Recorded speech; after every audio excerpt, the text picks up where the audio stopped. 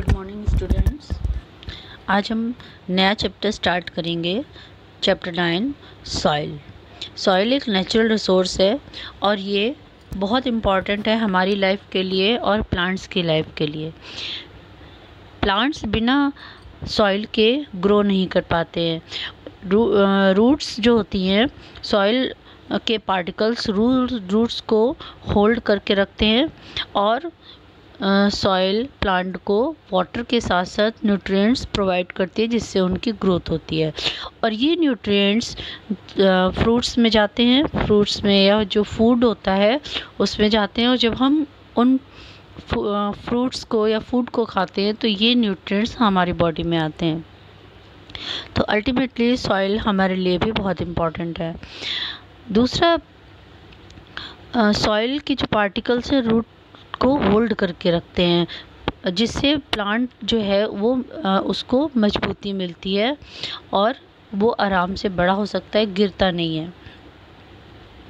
Agriculture के लिए soil बहुत इम्पॉर्टेंट है। अगर सॉइल नहीं होगी तो एग्रीकल्चर नहीं होगा, एग्रीकल्चर नहीं होगा तो हमें फूड नहीं मिलेगा, कपड़े सब ये सब प्लांट से ही मिलते हैं, शेल्टर है ये सब प्लांट से मिलता है। तो प्लांट ही नहीं होंगे तो हमें फूड नहीं मिलेगा।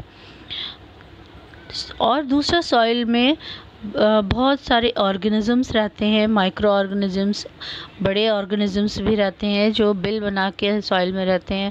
और वैसे भी माइक्रो ऑर्गेनिजम्स जो रहते हैं वो क्या करते हैं, जो भी वेस्ट मटेरियल होता है उसको डिकम्पोज कर देते हैं। जब पहली बारिश होती है तो वो मिट्टी के ऊपर पड़ती है तो मिट्टी से बहुत अच्छी रिफ़्रेशिंग एक स्मेल आती है जो हमें रिफ़्रेश करती है, उसकी खुशबू बहुत अच्छी होती है। तो इस तरह से सॉइल बहुत इम्पॉर्टेंट है। सॉइल से हम अलग अलग तरह की चीज़ें बना सकते हैं। जैसे आपने देखा होगा घड़ा बनता है, तो घड़े में हम पानी लेते हैं, उसमें मिनरल्स होते हैं जो घड़ा क्या करता है, अगर हम उसमें पानी रखते हैं तो अगर पानी में मिनरल्स कम है तो वो पानी में मिनरल्स ऐड कर देता है, और अगर ज़्यादा है तो एब्जॉर्ब कर लेता है। वो भी मिट्टी से बना हुआ होता है। तो सॉइल हमारे लिए बहुत इम्पॉर्टेंट है। सॉइल को हम लाइफ से कैसे टीम अप करते हैं, हमने अभी देखा सॉइल में बहुत सारे माइक्रो ऑर्गेनिजम्स होते हैं, हमने अभी पढ़ा था। अब हम एक एक्सपेरिमेंट करते हैं। हमने क्या करा, ग्लास लिया, ट्रांसपेरेंट ग्लास, उसमें हमने गार्डन से सॉइल ली और ग्लास में रख दी। उसके बाद हमने उसमें पानी भर दिया। ये देखो, ये एक्सपेरिमेंट है, हमने इसमें पानी भरा है और इसको कुछ आवर्स के लिए हम एज इट इज़ रख दिया। तो हम क्या देखते हैं, आफ्टर सम टाइम या फ्यू आवर्स हम क्या देखते हैं, नीचे मतलब ग्लास में लेयर्स बन जाती हैं। सबसे नीचे उसमें हैवी पार्टिकल्स होते हैं जैसे ग्रेवल्स, बड़े बड़े पत्थर, वो नीचे बैठ जाते हैं क्योंकि वो हैवी होते हैं, तो उनकी एक लेयर बन जाती है। उसके ऊपर सैंड के पार्टिकल्स की एक लेयर बन जाती है। सैंड के पार्टिकल्स जो होते हैं, ये भी एक तरह की सॉइल है लेकिन इसके पार्टिकल्स बड़े बड़े होते हैं जो हाथ अगर हम पकड़ने की कोशिश करते हैं तो हमारे हाथ से फिसल जाते हैं। तो ये हैवी पार्टिकल्स हैं, ये ग्रेवल के ऊपर सेटल डाउन हो जाते हैं। इसके ऊपर क्ले के पार्टिकल्स हैं। क्ले के पार्टिकल्स बहुत छोटे छोटे होते हैं तो और लाइट वेट के होते हैं, इसलिए ये सैंड के ऊपर सेटल डाउन हो जाते हैं, एक लेयर बना लेते हैं। नेक्स्ट फिर वाटर आता है। वाटर सबसे ऊपर रहता है और उसमें कुछ चीज़ें फ्लोट करती हैं।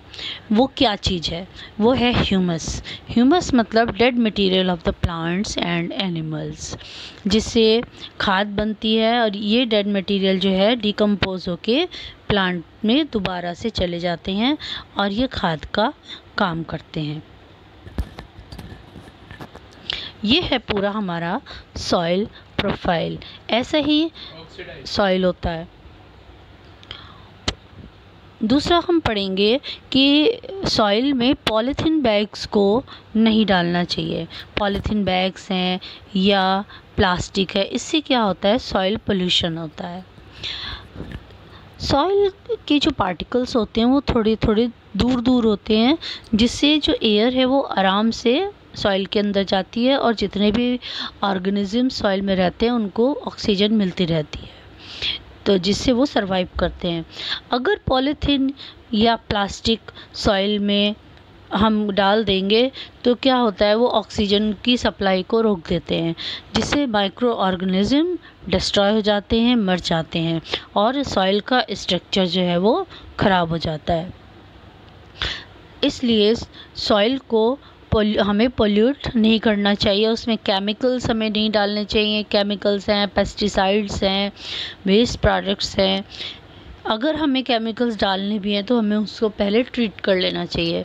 ट्रीट कैसे करते हैं हमने पहले पढ़ा था क्या एसिड वाले चैप्टर में, कि अगर कोई केमिकल एसिडिक है तो उसमें बेस मिला के उसको न्यूट्रलाइज़ कर सकते हैं, अगर बेसिक है तो एसिड मिला के न्यूट्रलाइज़ कर सकते हैं और हम तब कहीं भी उसकी सप्लाई कर सकते हैं। तो हमने पढ़ा सॉइल को हमें पोल्यूट नहीं करना चाहिए, अदरवाइज़ जितने भी माइक्रो ऑर्गेनिजम्स हैं वो मर जाते हैं और फिर हमारे अर्थ पे अगर माइक्रो ऑर्गेनिजम्स नहीं होंगे तो इतना गार्बेज होगा कि हम रह नहीं सकते, हमारे रहने के लिए जगह नहीं बचती। इसलिए माइक्रो ऑर्गेनिज्म का होना बहुत ज़रूरी है। और अगर क्या होता है, ह्यूमस होता है सबसे ज़्यादा, मैंने बताया था ह्यूमस सबसे ज़्यादा होता है, इसीलिए प्लांट की ग्रोथ इसी हॉरिजन में होती है। इसमें dead materials of plants and animals होते हैं, माइक्रो ऑर्गेनिजम्स होते हैं। तो बेस्ट जो प्लांट्स के लिए लेयर है वो टॉप लेयर है या ए हॉरिजन होता है। सेकंड हॉरिजन है बी हॉरिजन। इसमें ह्यूमस कम होता है और मिनरल्स ज़्यादा होते हैं। ये ए हॉरिजन से थोड़ा सा हार्ड होती है इसकी सॉइल और कॉम्पैक्ट होती है। ए हॉरिजन की जो सॉइल होती है वो सॉफ्ट होती है और उसमें एयर का पेनिट्रेशन होता रहता है क्योंकि उसमें माइक्रो ऑर्गेनिजम्स रहते हैं। बी हॉरिजन हार्ड होती है, इसमें ऑक्सीजन बहुत कम पेनिट्रेट होती है। नेक्स्ट है सी हॉरिजन। सी हॉरिजन जो है ये इसमें लम्प्स होते हैं, रॉक्स होते हैं और इसके बाद लास्ट है बेड रॉक। इसमें बड़े बड़े स्टोन्स होते हैं और इसको डिग करना बहुत मुश्किल होता है। नेक्स्ट टॉपिक हम पढ़ेंगे सॉइल टाइप्स। अभी हमने पढ़ा था कि सॉइल का फॉर्मेशन कैसे होता है। सॉइल का फॉर्मेशन वेदरिंग की प्रोसेस से होता है। वेदर चेंज होते रहते हैं और जो रॉक्स है उनमें क्रैक्स पड़ते रहते हैं जिससे छोटे छोटे पार्टिकल्स नीचे गिरते रहते हैं लैंड पे, जिससे सॉइल का फॉर्मेशन होता है। The mixture of rock particles and humus is called the soil.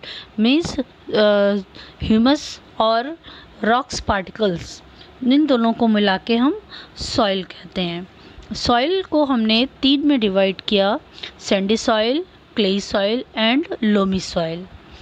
Sandy soil के पार्टिकल्स जो होते हैं वो बहुत बड़े बड़े होते हैं। अगर हम उसको पकड़ने की कोशिश करते हैं तो वो हमारे हाथ से स्लिप हो जाते हैं। ऐसा क्यों होता है? क्योंकि ये पार्टिकल्स बड़े होते हैं और इनके बीच में, पार्टिकल्स के बीच में जो अट्रैक्शन है वो बहुत कम होता है। इनके जो पार्टिकल्स होते हैं उनके बीच में एयर होती है जिससे इनमें अट्रैक्शन कम होता है और ये एक दूसरे से अटैच नहीं हो पाते। सेकंड है क्लेई सॉइल। क्लेई सॉइल के पार्टिकल्स छोटे होते हैं, अगर हम इनको हाथ में पकड़े तो पकड़ सकते हैं। इनके जो पार्टिकल्स हैं उनके बीच में स्पेस कम होता है और ये एक दूसरे से अट्रैक्ट रहते हैं और हम इनको होल्ड कर सकते हैं। थर्ड है लोमी सॉइल। लोमी सॉइल में सैंडी सॉइल और क्लेई सॉइल दोनों मिक्स होते हैं। सैंडी सॉइल के पार्टिकल्स भी मिक्स होते हैं और क्लेई सॉइल के पार्टिकल्स भी मिक्स होते हैं। तो ये जो सॉइल है इसकी वाटर होल्डिंग कैपेसिटी भी अच्छी होती है। सैंडी सॉइल की वाटर होल्डिंग कैपेसिटी इतनी अच्छी नहीं होती, अगर हम उसमें पानी डालेंगे तो वो नीचे सारा पानी नीचे से निकल जाता है। क्लेई सॉइल की वाटर होल्डिंग कैपेसिटी अच्छी होती है, वो वाटर को होल्ड करके रखती है। और लोमी सॉइल, इसकी भी वाटर होल्डिंग कैपेसिटी अच्छी होती है। और इस clayey soil and loamy soil ये दोनों फसल के लिए बहुत अच्छे होते हैं।